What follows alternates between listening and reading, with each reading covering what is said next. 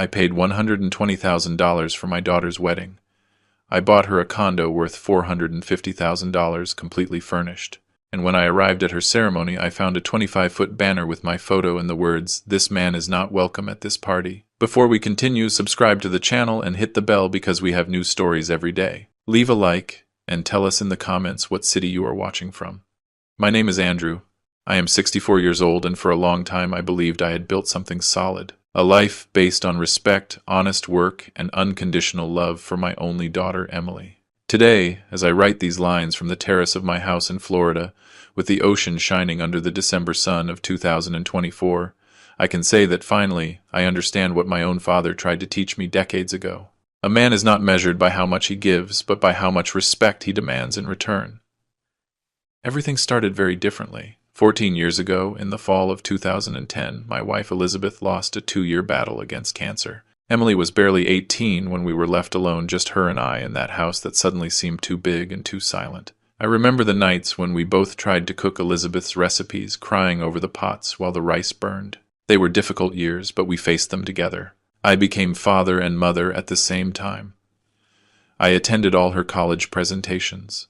I helped her with her final architecture projects. I celebrated every small triumph as if it were the most important thing in the world. When Emily got her first job at a design studio in Chicago, I felt that Elizabeth would be proud from wherever she was. I taught her everything I knew about financial management, about keeping her word, about valuing people for their character and not their bank account. During those years, I built a modest but solid wealth. I had worked 35 years in the citrus export sector, starting as a simple clerk and becoming a partner in a respectable agricultural coup. I retired at 62 with carefully invested savings, a paid-off house, and the peace of mind of someone who knows he did things right. I was not a millionaire, but I had enough to live with dignity, and I thought enough to help my daughter start her own family when the time came. That moment arrived in January 2024 when Emily appeared at my house with a radiant smile and an engagement ring on her finger. "Dad, Michael proposed to me," she said, hugging me with the same tenderness as always. Michael was her boyfriend of 2 years, a 35-year-old man who worked in digital marketing. He seemed polite, although I always noticed a certain coldness in his eyes when he looked at me as if he were calculating something I could not see. But Emily was happy, and that was the only thing that mattered to me. During dinner, we talked about wedding plans. She mentioned they wanted something intimate, simple, perhaps at a small vineyard. I listened attentively and then told them something that came directly from my heart. "Emily, you are the only thing I have in this world. Your mother would have wanted your wedding to be perfect. Let me take care of everything." My daughter's eyes filled with tears. Michael, for the first time, showed a wide smile. "Andrew, you do not have to do that," he said, with a voice that pretended to be humble but sounded calculating. "Of course I do," I replied. "I will only get married once in this life, and I already did. Now it is my daughter's turn to have the most beautiful day of her life." During the following months, I sold part of my bond investments and some stocks I had kept as a reserve. The money I had planned for travel during my retirement to see Japan and tour South America, I dedicated entirely to the wedding. Emily and Michael chose a magnificent resort with ocean views. The initial budget was $80,000, but with every planning meeting, the small details multiplied. An exclusive photographer from New York imported flowers, a high-end menu with fresh seafood and French champagne. In the end, the figure reached $120,000. $120,000 that represented years of sacrifice, of waking up early, of saving every penny, thinking about the future. But every time I saw the excitement in Emily's eyes, I thought, it is worth it, everything is worth it for her. And I did not stop there. 3 months before the wedding, Emily and Michael mentioned casually that they were looking for an apartment to rent after getting married. That same night, I could not sleep. I imagined my daughter, the girl I had raised with so much love, paying eternal rent without building her own equity. I decided she deserved more. I found a perfect condo in a historic neighborhood in the city. 3 bedrooms completely renovated in a beautiful building. The price was $450,000, including the furniture the previous owner had left. Quality furniture, an equipped kitchen, everything ready to move in. I took out a mortgage on my own house, liquidated my last investment funds, and closed the deal. When I gave the news to Emily in April, a month before the wedding, I expected to see her cry with happiness. Instead, her reaction was strangely contained. "Dad, you did not have to do that," she said with a voice I did not recognize. "It is too much." I explained it was my wedding gift, that I wanted to see her established and secure. She smiled, but the warmth had disappeared from her eyes. During the last weeks before the wedding, I noticed subtle changes that I ignored then, but now looking back, I see with painful clarity. Emily stopped visiting me on Sundays, our sacred tradition since Elizabeth died. When I called her, the answers were brief, distracted. "I am busy with preparations, Dad," she always said. Michael stopped coming by my house completely.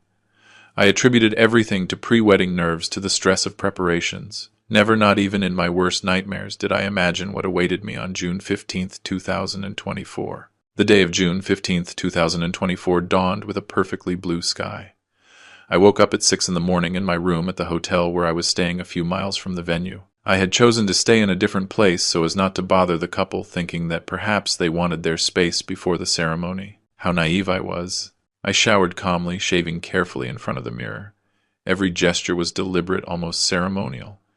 This was the most important day in my daughter's life, and I wanted to be impeccable. I had bought a new suit, a dark navy Italian cut, a white Egyptian linen shirt, and a burgundy silk tie that Emily had given me the previous year for my birthday. "So you can wear it at my wedding, Dad," she had said, then kissing my cheek. I placed in the inner pocket of the suit my father's gold watch, the same one he wore the day he married my mother in 1972. It was a family tradition, wearing something from the ancestors as a symbol of continuity, of legacy. I felt that Elizabeth was accompanying me in that moment, that somehow she would be present on that special day. I arrived at the venue at 11 in the morning. The ceremony was scheduled for 12:30, followed by a cocktail in the gardens, and then dinner in the grand ballroom. The place was spectacular, mixed with modern luxury, towering palm trees, water fountains, the scent of the sea mixing with the perfume of thousands of white flowers decorating every corner. As I walked through the main access, I greeted the hotel staff. Some recognized me from previous planning meetings and returned the greeting with professional courtesy. I felt good, proud. I had managed to give my daughter exactly what she deserved, a setting worthy of a princess for the most memorable day of her existence. The main hall was located at the end of a long corridor, decorated with monumental floral arrangements. I could hear the murmur of voices, laughter, soft background music. The guests were already starting to arrive. I quickened my pace a little, wanting to make sure I was present when Emily made her triumphal entrance. I turned the final corner of the corridor, and that was when I saw it. Hanging on the great archway to the main hall, impossible to ignore, was a huge banner. 25 feet long, I calculated later, although at that moment my brain could barely process dimensions. The material was an immaculate white fabric with black letters at least 20 inches high, but it was not the letters that froze me on the spot. It was my face. A photograph of me enlarged to almost life-size occupied the center of the banner. It was not just any photo, it was one that Emily had taken during a vacation the previous summer, where I appeared smiling, relaxed, happy. We had spent a wonderful week laughing like we had not done since she was a child. And under my smiling face in those huge and relentless black letters, the text said, "This man is not welcome at this party." The world stopped. I swear that in that instant the sound disappeared, as if someone had pressed a mute button on the entire universe. My heart beat so hard I could feel it in my temples, in my neck, in the tips of my fingers, holding the small additional gift I had brought for Emily. A pearl necklace that had belonged to Elizabeth. I remained motionless, unable to move forward or backward, while my brain tried desperately to make sense of what my eyes were seeing. It had to be a mistake. A terrible confusion. Maybe it was a bad joke by some guest. Maybe someone had placed that without Emily knowing, without Michael authorizing it. But then I began to hear the voices. "Is that the father of the bride?" said a woman with a scandalized tone. "What a shame, poor man," whispered an older gentleman with genuine compassion. "I would kick him out of my wedding too, if he were my father," commented someone younger with casual cruelty, provoking stifled laughter around him. I slowly raised my eyes from the marble floor where my gaze had fallen. Guests were everywhere. Dozens, perhaps hundreds of people circulated through the cocktail area preceding the main hall. Everyone, absolutely everyone, passed under that banner. They read it, looked at my photograph, and then searched for me with their eyes among the crowd. When they found me, reactions varied. Some looked away immediately, ashamed to be witnesses to such public humiliation. Others whispered among themselves, pointing at me discreetly. A group of young people, probably Michael's friends, observed me with mocking smiles as if I were the unofficial entertainment of the afternoon. 420 guests, I remembered. That was the final number on the list. 420 people who had been invited to celebrate my daughter's love, paid for with my money, fed with food I financed, and all of them were now witnesses to my absolute degradation. I forced my legs to move. I had to find Emily. There had to be an explanation. I crossed the hall like an automaton, dodging waiters with champagne trays, avoiding conversation groups. The gazes followed me like spotlights on a stage. I felt my face burning, the shirt collar suddenly too tight, the air dense and difficult to breathe. And then I saw her. Emily was at the back of the hall, near the doors that led to the gardens. She wore a spectacular wedding dress, French lace, a 10-foot train, the veil held with a crystal tiara. She was radiant, beautiful, perfect, exactly as I had imagined she would look on her wedding day. She was laughing. Michael had his arm around her waist, whispering something in her ear. His parents were there too, all forming a closed circle, champagne glasses in hands. And my daughter, my only daughter, the girl I had raised with every ounce of love that existed in my shattered heart after losing Elizabeth, was laughing with a carefree and bright joy. Our eyes met for a second, just a second. I saw something cross her eyes, something that could have been discomfort or perhaps guilt, but then Michael told her something else. She returned her attention to him, and the laughter continued. There was no explanation, there was no apology, there was no attempt to approach me to take down that monstrous banner to protect her father from the biggest humiliation of his life. In that moment, standing in the middle of a hall full of strangers looking at me with pity or amusement, I understood something fundamental. My daughter had betrayed me. Not by accident, not by mistake. With full awareness and cruel deliberation, Emily had chosen to humiliate me publicly on the day I had worked so hard to make perfect. Tears threatened to flow, but I refused to give them that additional pleasure. I took a deep breath, squeezed Elizabeth's pearl necklace in my fist until I felt the beads mark my palm, and made the most difficult decision of my life. I turned around and started walking toward the exit. Every step toward the exit weighed as if I were wearing chains on my ankles. I did not run, I did not scream, I did not make a scene. Something deep inside me, something that came from very far in my family lineage, ordered me to keep my composure. My grandfather had survived war without losing his dignity. My father had faced the bankruptcy of his small business in the 80s and had rebuilt himself from scratch without ever begging for compassion. Both had taught me something fundamental. In moments of greatest defeat, the way you withdraw defines who you really are. I remembered with crystal clarity an autumn afternoon in 1986. I was 26 years old and had just lost an important job opportunity because a colleague had betrayed me, stealing my project and presenting it as his own to the bosses. I arrived at my parents' house, furious, crying with rage, wanting to destroy something or someone. My father poured me a glass of whiskey, sat me in his study, and told me something I never forgot. Andrew, a man is measured by how he reacts when he is disrespected. The weak explode and lose all credibility. The mediocre accept passively and become perpetual victims, but real men, my son, observe, learn, withdraw with elegance, and then act with intelligence when no one expects it. Those words resonated now in my head like cathedral bells. The corridor back seemed endless. The same floral arrangements that minutes before had seemed beautiful to me now looked obscene in their perfection, mocking my naivety. $700 for each of those gigantic arrangements. 18 distributed throughout the hotel. I had memorized every invoice, every expense, every dollar invested as acts of love. Now every flower was a mute witness to my stupidity. A young waiter tripped slightly on me, crossing my path, spilling a few drops of champagne on his tray.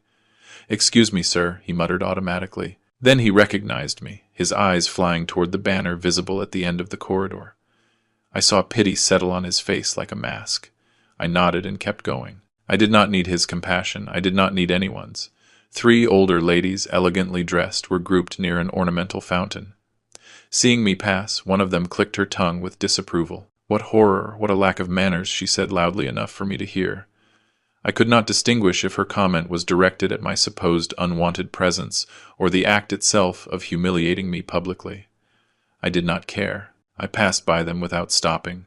A middle-aged man with a carefully trimmed mustache and impeccable gray suit stopped me, touching my arm gently. "Listen, I do not know what happened between you and your family, but this," he pointed vaguely toward the hall, "this is wrong. I am very sorry." His sincerity pierced me like a knife. For a dangerous second, I felt that the tears were going to defeat me. I swallowed hard, nodded briefly in gratitude, and walked away before my voice could betray me. I finally arrived at the main lobby of the hotel. The air conditioning hit my sweaty face, a thermal shock that returned some mental clarity to me. The reception staff watched me with poorly disguised curiosity. Surely the rumor had already run among them. Hotel workers always know everything that happens in their facilities. I imagined their conversations on break.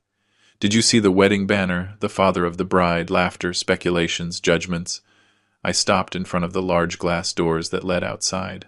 The midday sun shone with blinding intensity over the parking lot. My car was out there waiting for me. Freedom was a few yards away, but something kept me paralyzed on that threshold. What did it mean to cross that door? Did it mean giving up? Accepting that my daughter had the right to treat me like this? Validating in some way the narrative that Michael had evidently built about me? My phone vibrated in my pants pocket. I took it out with trembling hands. A message from Emily. Dad, please do not make a scene. It is done. Just go quietly. I read those lines 3 times. Every word was an additional dagger. It is done. As if it were an unavoidable accident like the weather or an earthquake. Something that simply had happened without human will behind it. And the implied order, go quietly. Do not cause problems. Accept your humiliation as corresponds to your new role in this story. Something broke inside me in that instant. It was not my heart. That was already in pieces. It was something deeper, more structural. The image I had of myself as a loving father who sacrifices everything for his daughter disintegrated like burning paper, and in its place slowly began to emerge a different version of Andrew. An Andrew who understood that love does not mean allowing abuse, that generosity does not imply being a convenient fool, that forgiveness cannot come before genuine repentance, and above all that protecting your own dignity is not selfishness but survival. I put the phone away without answering. I raised my head. I squared my shoulders and pushed the glass doors. The heat wrapped around me like a hug. I walked toward my car with firm and measured steps. No rush, no drama. Just a 64-year-old man who had just learned the most expensive and painful lesson of his life. When I arrived at the vehicle before opening the door, I did something important. I took out Elizabeth's pearl necklace that I still clutched in my left hand. I observed it under the bright light. Small, perfect spheres cultivated for years in patient oysters, symbol of beauty born from suffering. I put it carefully in its velvet case. These pearls would not be for Emily. Never. I sat behind the wheel, closed the door, and remained motionless for several minutes. From there, I could see the hotel entrance, elegant people coming and going, completely oblivious to the personal earthquake I had just experienced. The world kept turning with indifference. Life continued, and I would also continue, but never, ever in the same way. I started the engine and left the parking lot slowly. In the rearview mirror, the hotel became smaller and smaller. I did not know yet exactly what I would do, but an absolute certainty had installed itself in my mind, like molten iron. My daughter had chosen to humiliate me with $120,000 of my money and a $450,000 condo of my assets. Now I would choose the consequences. I arrived at my hotel around 2 in the afternoon. I do not remember the drive. My brain had entered a kind of autopilot, driving by instinct, while thousands of thoughts crowded my mind like waves in a storm. I parked the car in the underground garage, went up to my room, and locked the door. Only then, in the absolute privacy of those 4 white and anonymous walls, did I allow my body to collapse. I sat on the edge of the bed without even taking off my suit. My hands shook uncontrollably. I tried to undo my tie several times before managing it. That burgundy tie that Emily had given me, that I had chosen specifically for this day. I threw it to the other side of the room with more force than necessary. The phone kept vibrating. Messages, missed, calls, constant notifications. I took it out of my pocket and looked at the screen. 17 missed calls from Emily. 32 WhatsApp messages. Some from numbers I did not recognize, probably guests who had witnessed the show. I turned off the phone completely. I was not ready to face any of that yet. That night I did not sleep, not a minute. I stayed sitting in the armchair by the window, watching the city lights blinking in the dark. My mind replayed scenes on a loop. The banner, Emily's laughter, the looks of pity from strangers, the cold message ordering me to leave in silence. Every mental replay was like rubbing salt in an open wound, but something strange began to happen around 4 in the morning. The dull and paralyzing pain began to transform into something different, something colder, sharper, more useful. Mental clarity. For the first time in hours, my thoughts ceased to be a chaotic whirlwind and began to organize into straight and logical lines. I turned on my laptop and opened my financial files. For the next 2 hours, I meticulously reviewed every document related to the wedding and the condo. Invoices, contracts, bank transfers, property deeds. Everything was perfectly ordered because I was a methodical man by nature. Every dollar spent had its receipt, its date, its justification, the most important thing, the deed to the condo. I studied it line by line. The purchase was in my name. I had planned to make the official transfer to Emily and Michael's name after the wedding as an additional surprise during the honeymoon. I wanted to hand them the keys along with the ownership documents as the ultimate gift. How convenient my planning nature turned out to be. At 6 in the morning on June 16th, I showered with ice-cold water, shaved again, and dressed in clean clothes. I made coffee in the small machine in the room and sat down with my notebook. I wrote a list with clear and firm handwriting. 1. Contact James, my lawyer. 2. Stop transfer of the condo. 3. Call Rose. 4. Review pending wedding payments. 5. Modify will and beneficiaries. At 7 o'clock in the morning, I dialed James's number. James had been my lawyer for the last 15 years, but more importantly, he was a friend from college. He answered on the third ring, his voice hoarse with sleep. "Andrew, what is wrong? Are you okay? James, I need you to listen to me carefully. I need your professional help immediately." My voice sounded strangely calm, as if it belonged to someone else. I told him everything, every humiliating detail. James listened without interrupting until I finished. The silence that followed lasted several seconds. "Son of a bitch," he murmured finally. James rarely cursed. "Excuse the language, but what kind of person does that?" And Emily aloud.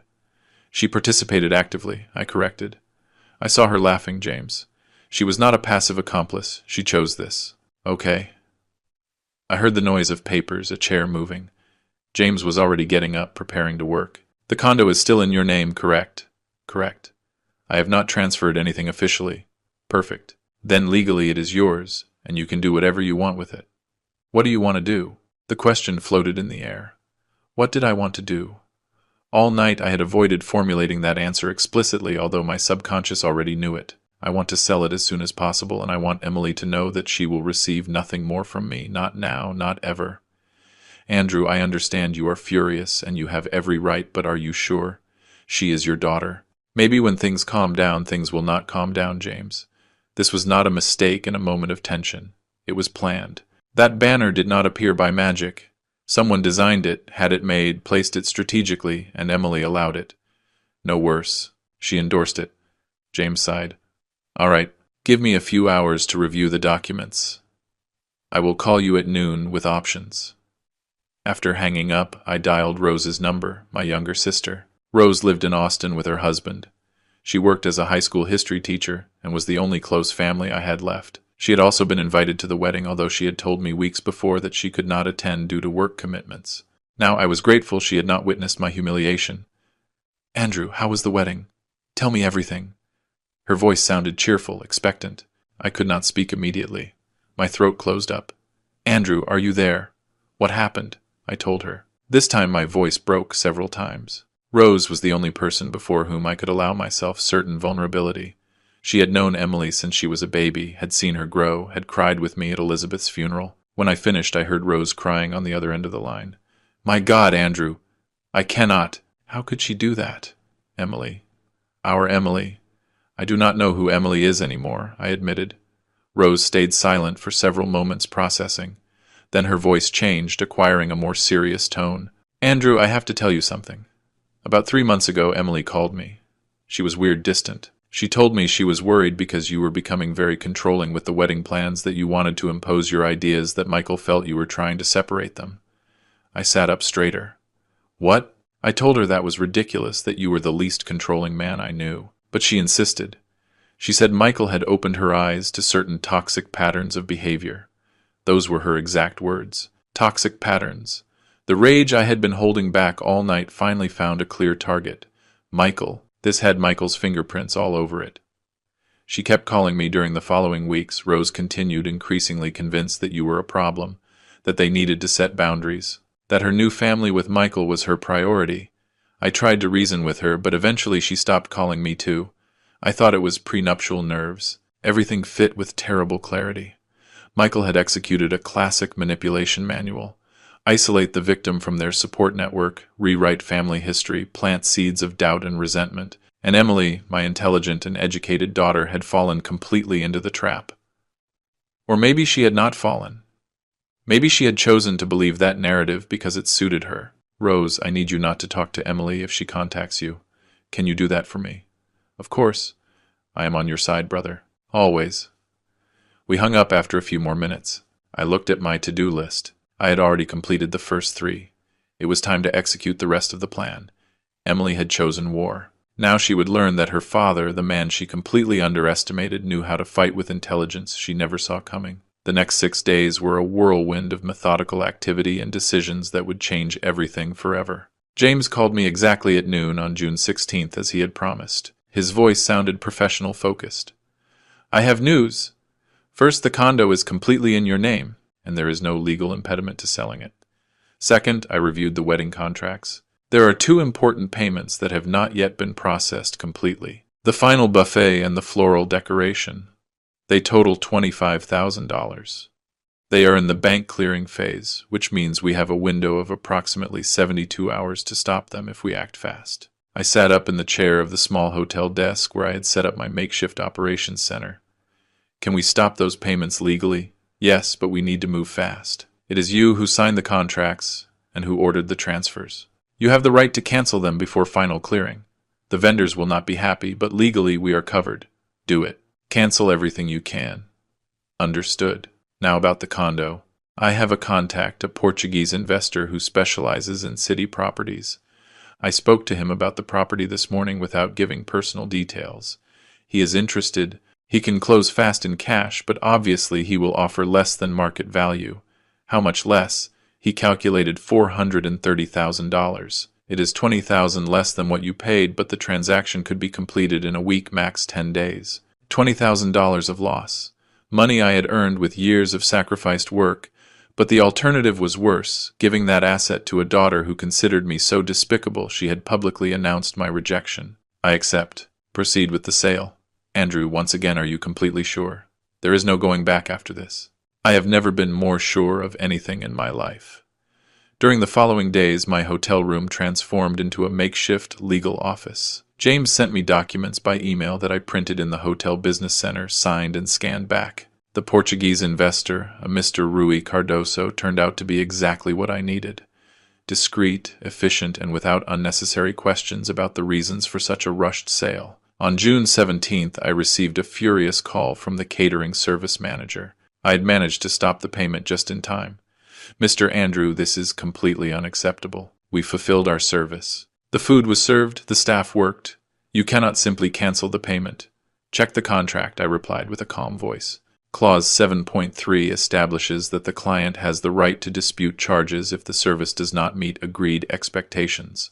I did not authorize my investment to be used to humiliate me publicly. I consider that a fundamental breach of the spirit of the agreement. It was a creative interpretation, probably unsustainable in court, but the manager had neither the time nor desire to start a long legal process for $25,000. After 30 minutes of tense negotiation, we reached an agreement.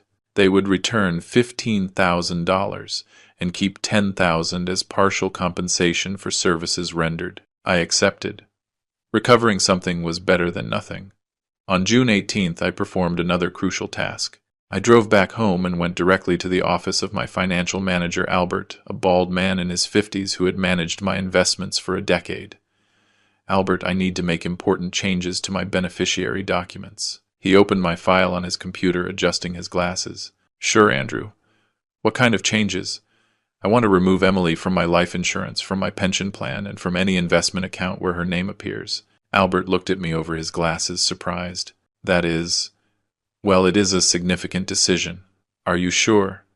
"Emily is your only daughter." "I am completely sure. And there is more. I want to designate new beneficiaries." I spent the next hour working with Albert on the complete restructuring of my assets. As main beneficiaries, I designated 3 organizations: a foundation for elderly care, a local charity, and the Cancer Society in memory of Elizabeth.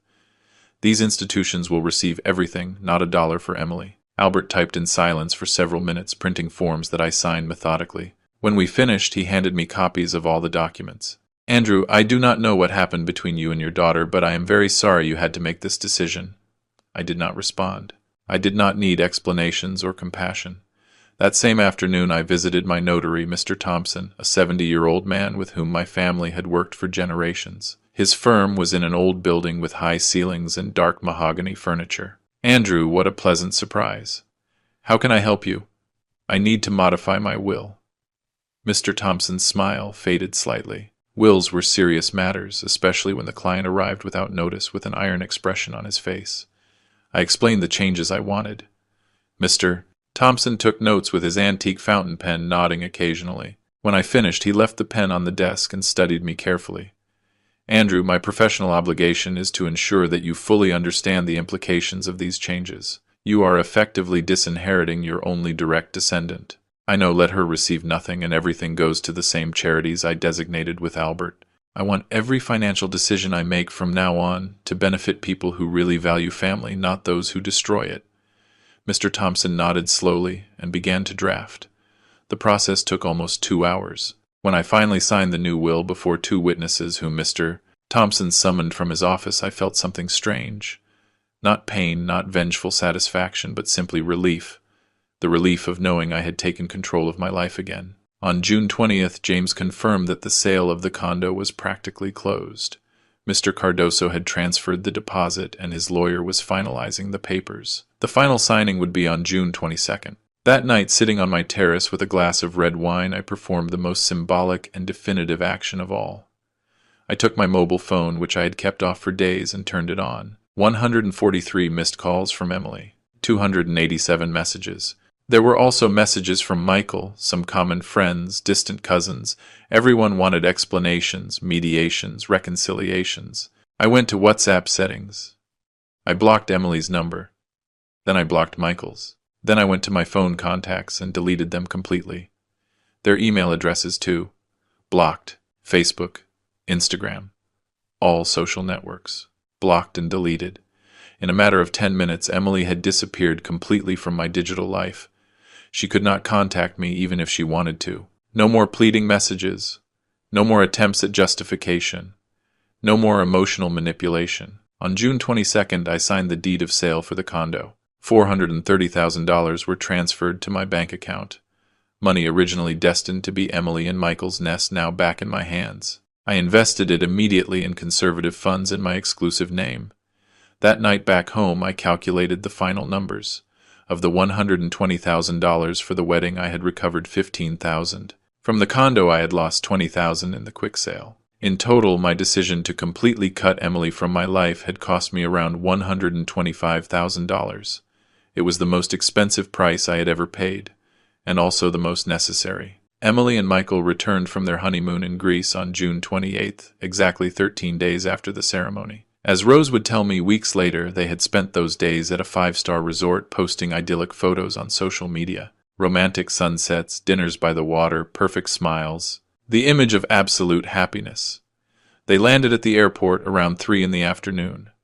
Michael had rented a car to pick up their bags and drive directly to the downtown condo. Their apartment, as they surely called it between themselves during the whole honeymoon. The gift from the foolish and convenient father-in-law who had paid for his public humiliation with $450,000 in real estate. According to Emily, she told Rose subsequently in a desperate call. Michael was euphoric during the drive from the airport. He talked about the furniture they would change, the minor renovations they would make, how finally they would have their own space without depending on rent. He had even calculated how much they could save monthly by not paying rent money they would invest in trips and luxuries. They arrived at the historic building near 5 in the afternoon. The doorman, an older man named Stephen, who had been working there for 30 years, stopped them in the lobby before they could get on the elevator. "Excuse me, are you Emily and Michael?" Emily smiled, probably assuming the doorman recognized them as the new owners. "Yes, it is us. We are coming to settle into the 4th-floor apartment." Stephen's expression became uncomfortable. "I am afraid there is a misunderstanding. That apartment no longer belongs to Mr. Andrew. It was sold 6 days ago.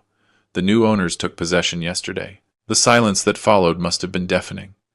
Emily tried to process the words, surely thinking there was some administrative error, some confusion with the papers. "That is impossible," intervened Michael with a tense voice. "The apartment is ours, a wedding gift. There must be a mistake." "There is no mistake, young man. I myself helped the new owners with the move of some boxes yesterday. Mr. Cardoso and his wife, a very nice couple, have already changed the locks." Emily took out her mobile phone, her hands shaking, according to her own later account. "She tried to call me. The call did not go through. It went directly to an automatic message. The number dialed is not available. She tried WhatsApp. Her message never showed the 2 blue checks of delivered.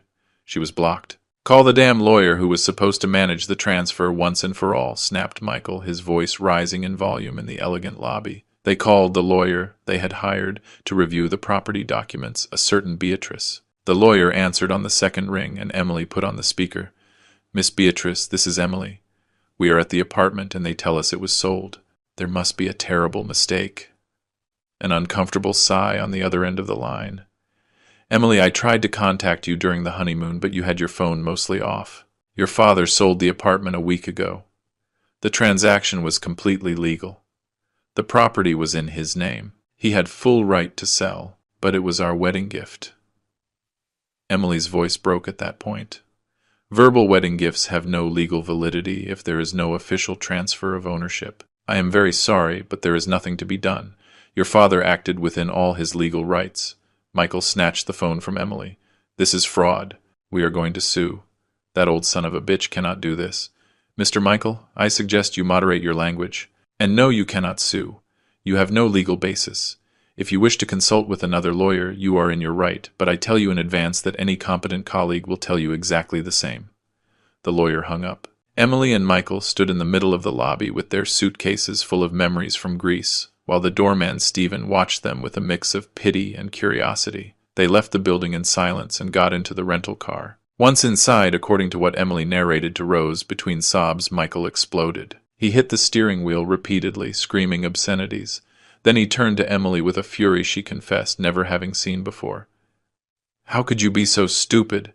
How did you let this happen? It was you who insisted on putting that banner. I said it was too much.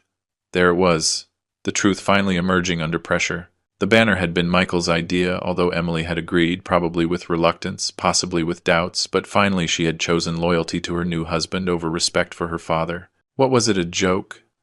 Your father was supposed to understand it as a joke, Michael lied blatantly. But no, the sensitive old man had to get offended, and now we are left with nothing. $450,000, Michael. We just lost $450,000 for your damn joke. The argument escalated for almost an hour in that parked car. Michael blamed Emily for not handling her father better.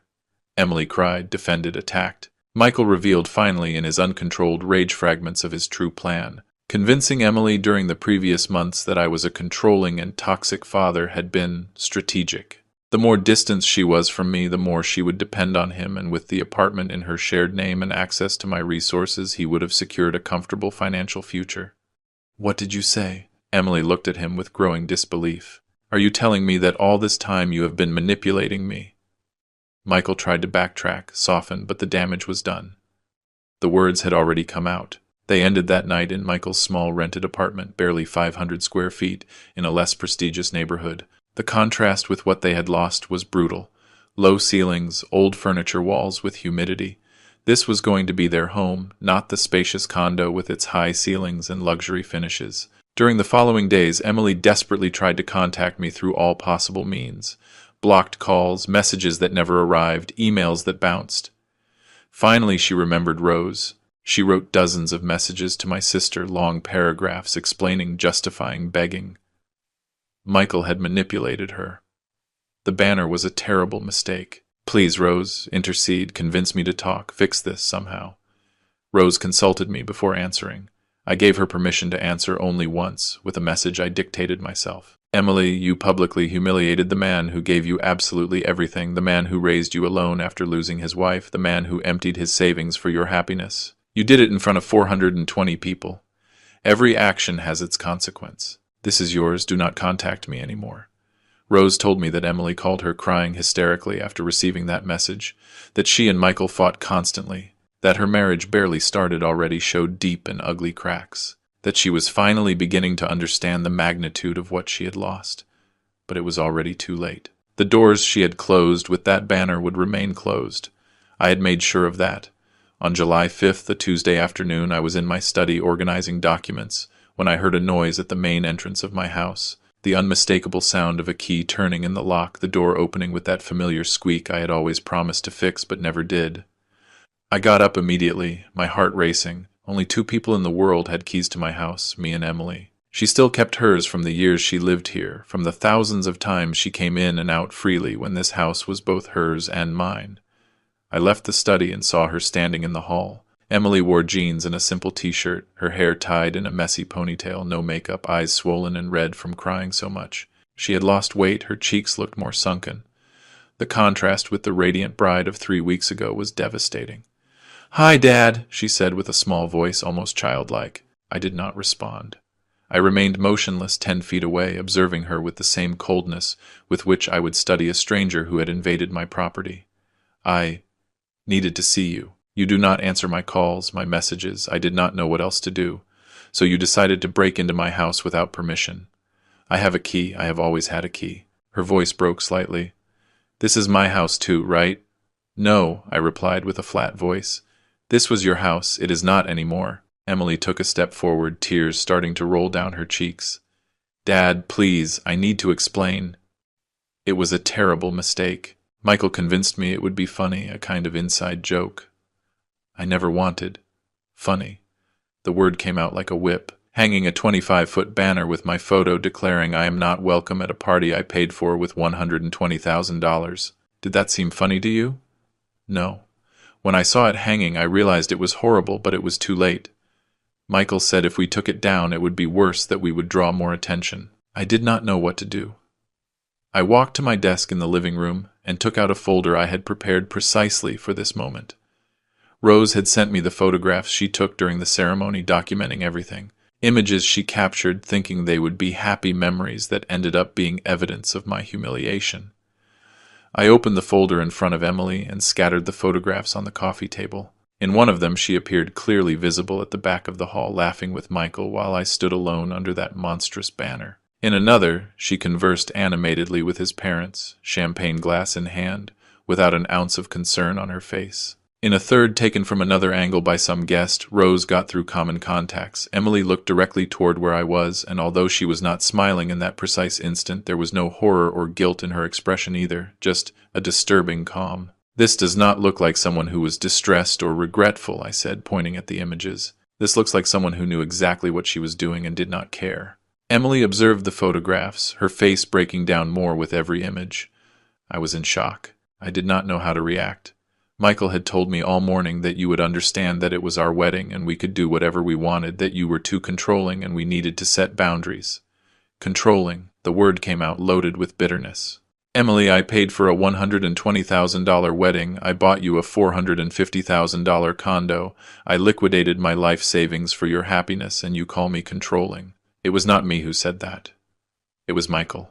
Michael convinced me for months that you had problems, that you wanted to dominate my life, that I needed to distance myself. And you chose to believe him. The silence that followed was dense, heavy. Emily collapsed on the sofa, burying her face in her hands. "You sold the condo," she said. Finally, her voice choked. "Rose says you changed your will, that you erased me from everything." "Correct. But I am your daughter, your only daughter." I sat in the armchair opposite her, maintaining physical and emotional distance. "Emily, let me explain something I learned very recently in the most painful way possible. Being a father does not mean accepting any type of mistreatment.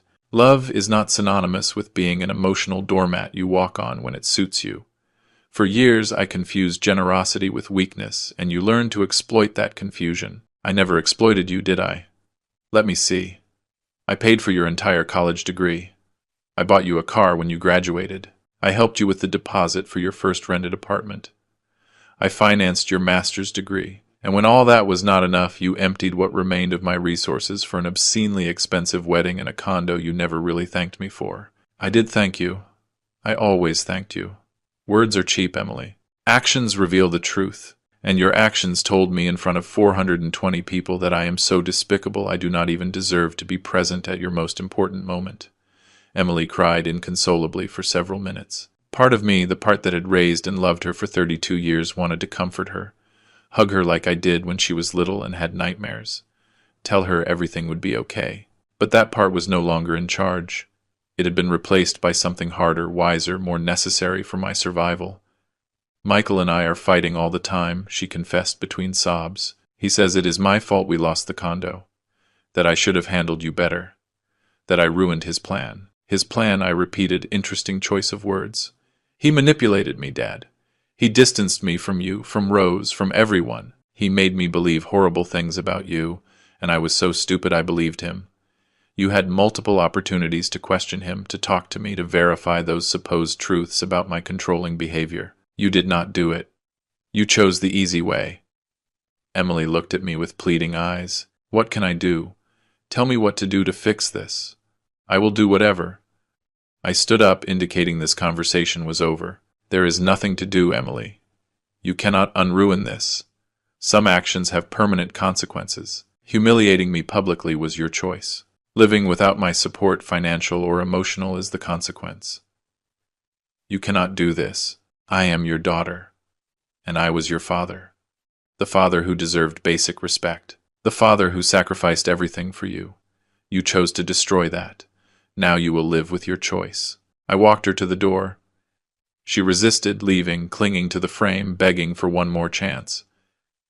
But I had made my decision, and it was unbreakable. Please give me your key, I said, extending my hand. Emily looked at me, horrified. My key. You do not live here anymore. You are not welcome here anymore. The key, please. With trembling hands, she took the keychain out of her bag and detached my house key. She placed it in my palm.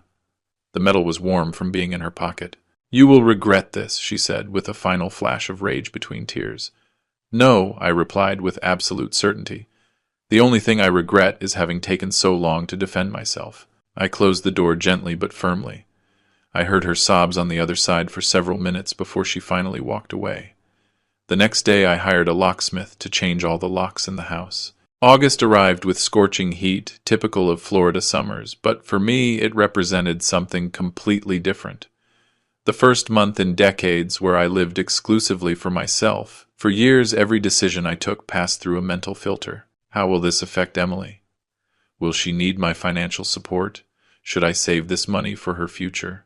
That filter had disappeared completely. The $430,000 from the sold condo, plus the $15,000 recovered from the wedding, rested in my bank account as symbols of a freedom I had not experienced since my 20s. On August 3rd, I boarded a flight to Italy. 30 days in Tuscany, a region Elizabeth and I had dreamed of visiting together, but always postponed for responsibilities, for saving for Emily's education, for 1,000 reasons that now seemed absurd. When Emily finishes college, we said. When she gets married, we planned, always postponing our happiness for a future that never arrived. I rented a small apartment in a medieval village perched on the hills.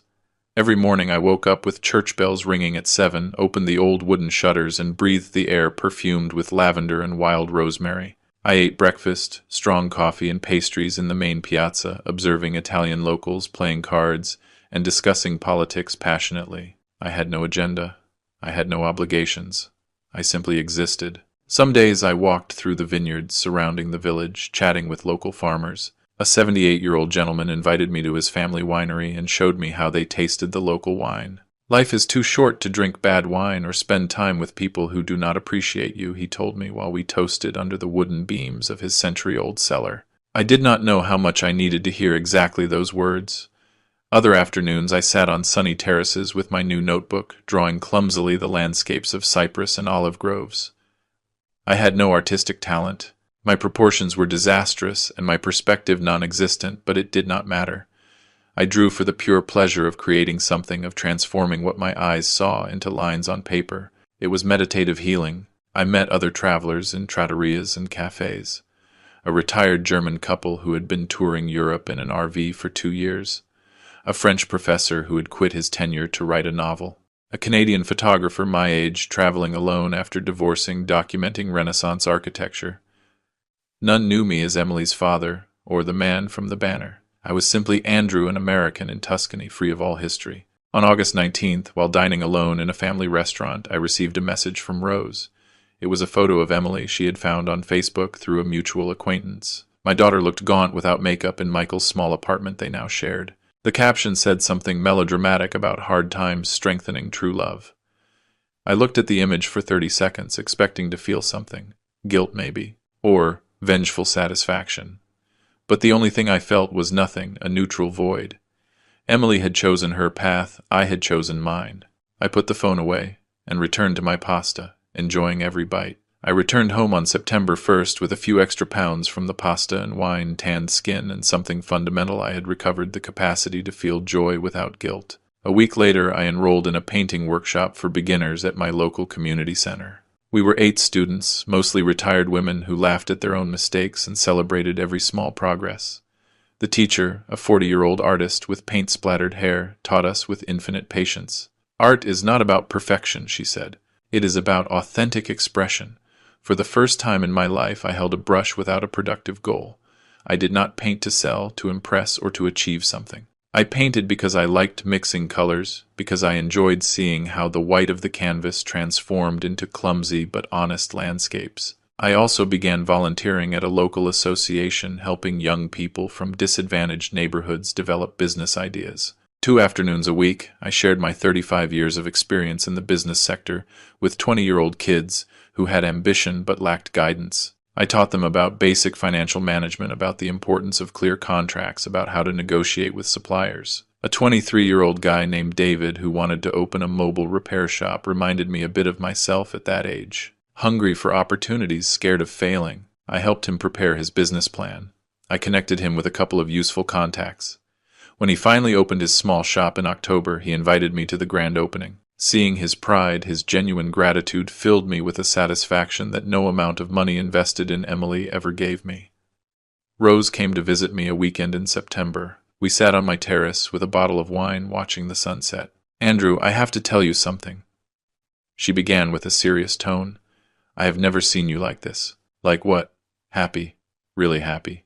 Not even when Elizabeth was alive, because then you were always worried about being a good provider. Nor when Emily was little, because you lived for her. Now finally you live for you." She was right. For 64 years I had defined my worth by how much I could give to others, how much I could sacrifice, how much I could endure. Emily's betrayal, ironically, had freed me from that self-imposed prison. Do you know what is the strangest thing I confessed to Rose? I do not miss her. I thought I would miss her terribly, that I would wake up crying, that every moment would be stained by her absence. But it is not like that. It is as if the Emily I loved, the daughter I thought I had never really existed, and you cannot miss someone who was an illusion. Rose nodded understandingly, taking my hand in hers. That is wisdom, brother. Painful, but wisdom finally. For the first time in months, I went to sleep that night feeling something similar to peace. September advanced quietly, but the outside world had not forgotten me. News about Emily and Michael reached me in fragments, like pieces of a broken mirror reflecting a reality that was no longer mine, but some insisted on showing me. The first uncomfortable call arrived on September 14th. It was my cousin Leonore, a 60-year-old woman whom I had not seen for 3 years, but who suddenly had an urgency to contact me. Her voice oozed that fake concern typical of those who enjoy others' drama. "Andrew, dear, I heard about Emily. What a terrible situation for everyone. But, well, you know how weddings are. There are always tensions, surely with time. Leonore, I appreciate your call, but there is nothing to discuss. But poor Emily is having a very hard time. I saw her last week at the supermarket, and she looked gaunt. And that boy Michael does not give me a good vibe. I think she needs her father now more than ever. Emily had her father available for 32 years. She chose to humiliate him publicly. The consequences of those choices are not my responsibility. Oh, Andrew, how hard you are. She is your daughter. Blood is blood. Blood does not justify abuse, Leonore. If there is nothing else, I have commitments this afternoon." I hung up before she could continue. That same week I received similar calls from 2 distant uncles and a neighbor of Emily who felt entitled to opine. Everyone recited variations of the same script. She is your daughter. You must forgive. Family is the most important thing. Think of Elizabeth. What would she say? That last phrase, invoking my dead wife to manipulate me emotionally, infuriated me more than anything else. Elizabeth had been a woman of iron principles. She had taught me that true love includes healthy boundaries, that forgiving does not mean forgetting or restoring lost privileges. If Elizabeth would tell me something now, it would be, protect yourself, Andrew. Protect your dignity. Rose, faithful to her promise, only contacted me when she had relevant information, not to pressure me. At the end of September, she called me with a particularly serious tone. "Andrew, you need to know something, not so you change your mind, but because I think you deserve to understand the full picture." "I am listening." "Emily and Michael are in serious trouble, economic, marital, everything. The apartment where they live costs a lot in rent plus bills. Michael works freelance, but his income is irregular. Emily is still at the same architecture studio with a regular salary. Between the two, they barely make ends meet. I said nothing, waiting for her to continue. But there is something worse. A neighbor in their building who casually knows my sister-in-law told her something disturbing. She sees Michael leave regularly late at night, very dressed up with expensive cologne. He returns at dawn. Last week she saw him entering a hotel downtown with a brunette woman who was definitely not Emily. I felt a twinge, not of pain for Emily, but of contained rage toward Michael. That manipulator had not only orchestrated my humiliation, but now betrayed my daughter in the most predictable and miserable way. Does Emily know? Does she suspect? Another neighbor told me she hears them fighting violently at all hours. Screams, slamming doors, Michael blaming Emily for everything. That if she had handled the situation better with you, that if she were not so useless that she ruined his future. It is clear verbal abuse. And what does Emily do about it? For now, nothing. I think she is paralyzed between the pride of not admitting she was wrong with you and the fear of being completely alone if she leaves Michael. It is a trap of her own creation. That night I could not sleep well, but not for the reasons some would expect. I did not want to run to rescue Emily. What I felt was a kind of philosophical sadness for the price we pay for our bad decisions. She had chosen Michael over me. She had chosen to believe convenient lies over uncomfortable truths. Now she was reaping exactly what she had sown. On October 3rd, I received an unexpected visit at my painting class.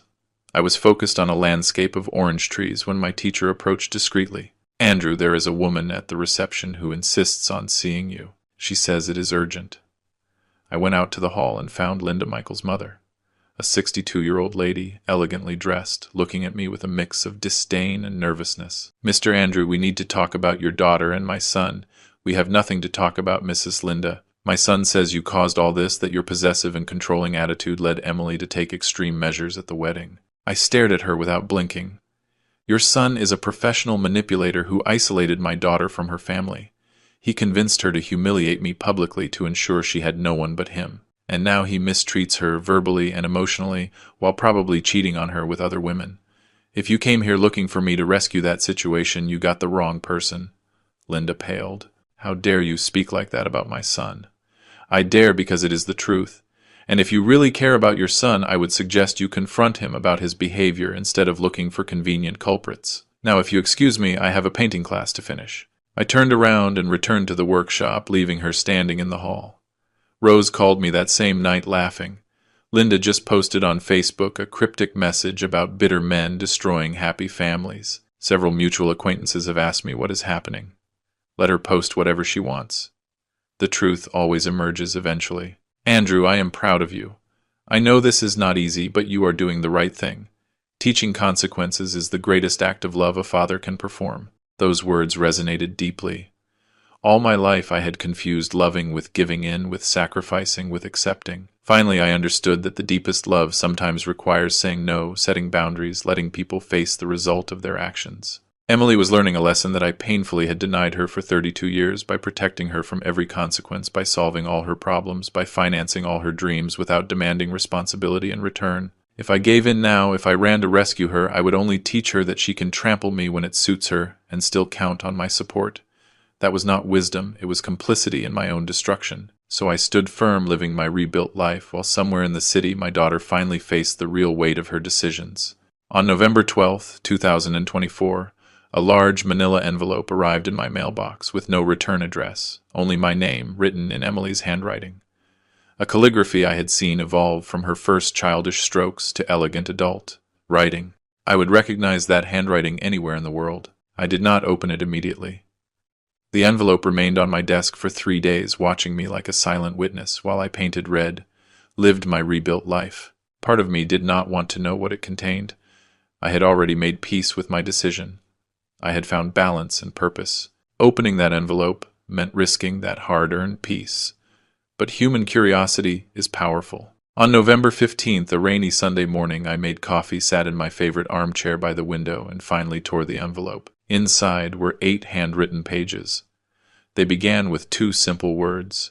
"Dear Dad." I am not going to transcribe the whole letter. It would be too long and painful. But the essential points were these. Emily acknowledged without excuses or justifications that the banner had been an unforgivable cruelty. She admitted that although Michael had proposed it as a declaration of independence, she had agreed consciously. She wrote with brutal honesty that for months she had chosen to believe Michael's narrative about me because it was more comfortable than confronting her own financial and emotional dependence. I convinced myself you were controlling because that justified taking your money while pushing you away from my life, she wrote. It is easier to see a generous father as manipulative than to admit you are an ungrateful daughter. That phrase stopped me. I had to put the letter down for several minutes, breathing deeply, processing that brutal admission.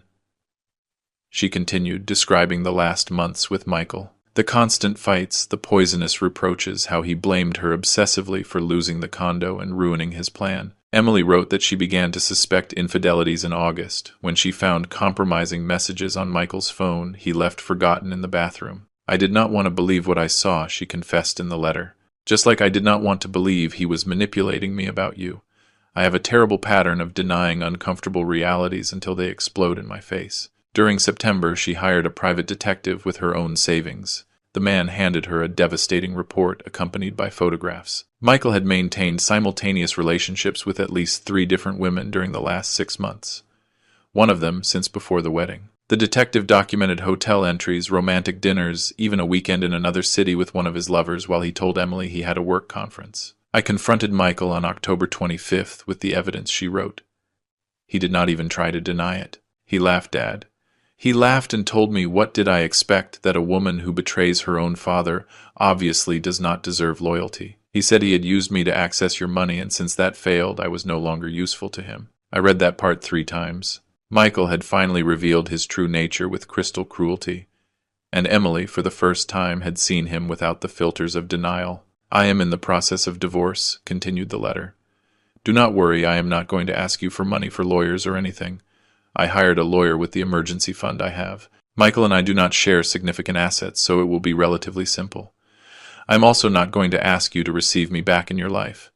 I do not deserve that. The next 2 pages were an extensive and detailed apology. Not the superficial kind, forgive me if I offended you, but a complete acceptance of responsibility. Emily listed every specific decision she took, every moment she chose to believe Michael over her own experience, every red flag she deliberately ignored. I know I destroyed something irreparable, she wrote toward the end. I do not ask for forgiveness because I do not believe I deserve it. I also do not ask for a second chance because I understand there is no way to repair what I did. I just want you to know that I finally understand the magnitude of my betrayal, and that if I could turn back time, I would give anything to never have hung that banner, to never have listened to Michael, to have defended the father who gave me absolutely everything. The letter ended with a particularly moving note. I found among my things Mom's pearl necklace you planned to give me on the wedding day. Rose told me you carried it with you that day. I cannot imagine the pain you felt leaving there with that gift undelivered. Mom would be ashamed of me. I am ashamed of me. I do not expect your answer. I just needed you to know that I finally opened my eyes, although it came too late. I love you, Dad. I have always loved you, even when I acted like I did not. Emily. I finished reading with silent tears rolling down my cheeks. They were not tears of joy or immediate reconciliation. They were tears of mourning for what we could have been, for the lost years, for the destroyed relationship. I reread the letter that same afternoon, and again before sleeping. During the following days, I read it at least 10 times, looking between the lines for any trace of manipulation, of disguised excuses, of subtle attempts to get financial support. I found nothing of that. The letter was brutally honest, painfully self-aware. Emily had written from a place of genuine repentance, not from the desperation of needing rescue. That made it harder to process. If it had been a manipulative letter, I could have dismissed it easily. But this was different. This was a daughter who had finally matured, who had learned the hardest lesson, who had paid a terrible price for her mistakes. Rose called me a few days later.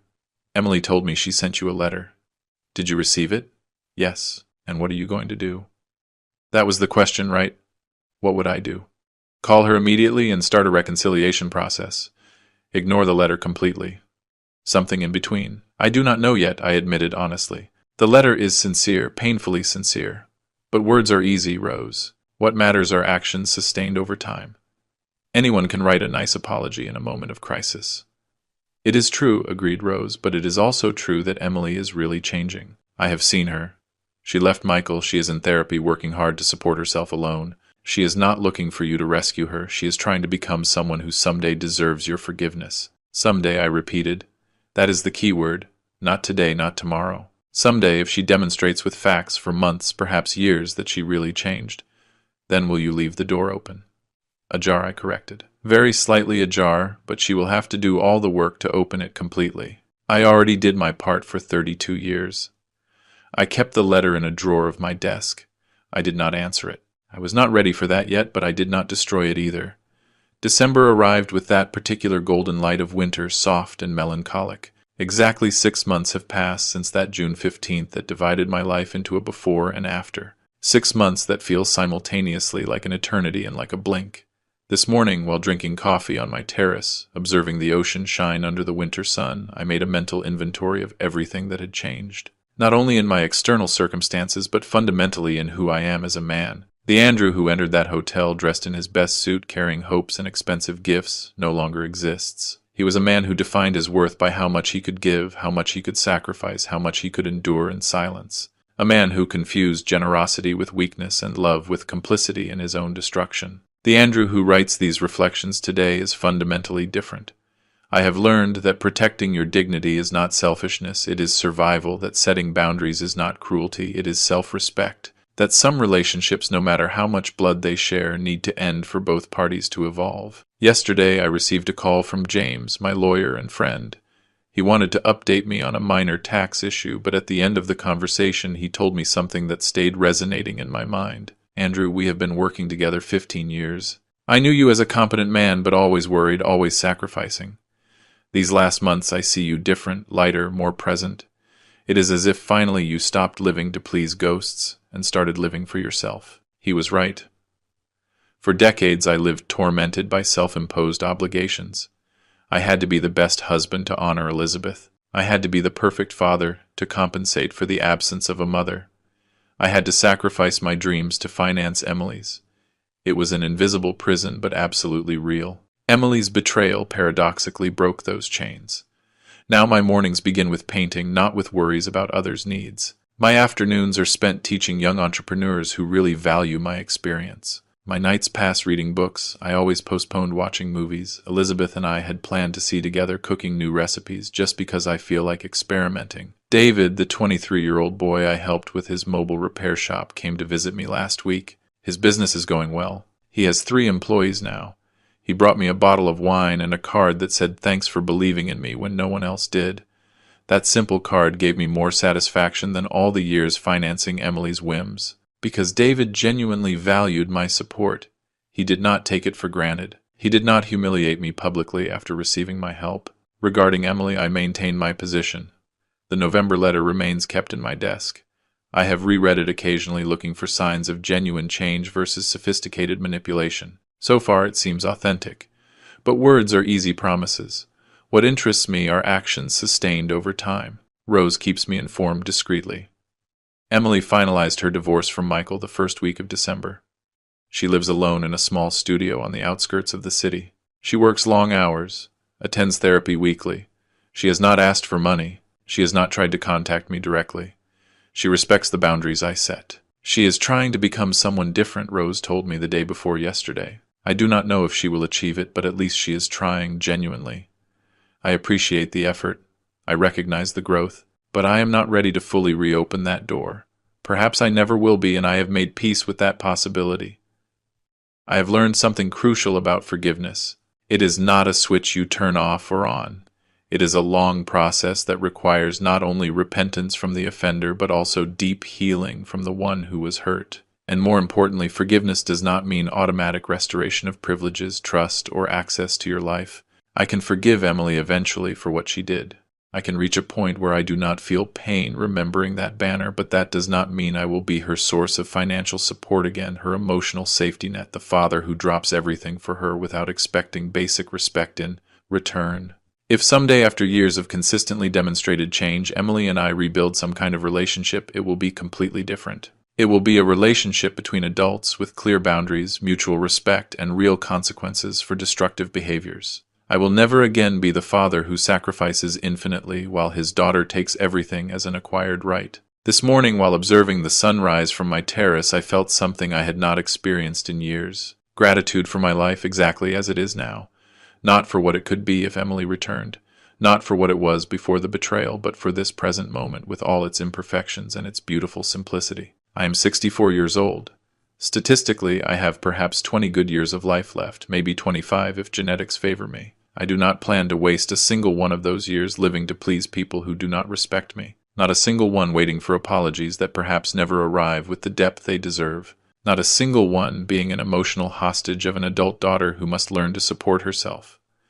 My message for anyone reading this story is simple but powerful. Your dignity is not negotiable. True love includes healthy boundaries, and sometimes the most loving act you can do, both for yourself and for the other person, is to walk away and allow natural consequences to teach what words never could. Emily had a father who loved her unconditionally for 32 years. Now she has to learn to live without that resource exactly as a consequence of her decisions. And I have to learn to live for myself, rebuilding an identity I never had before, that of a complete man without the need to sacrifice for others to feel value.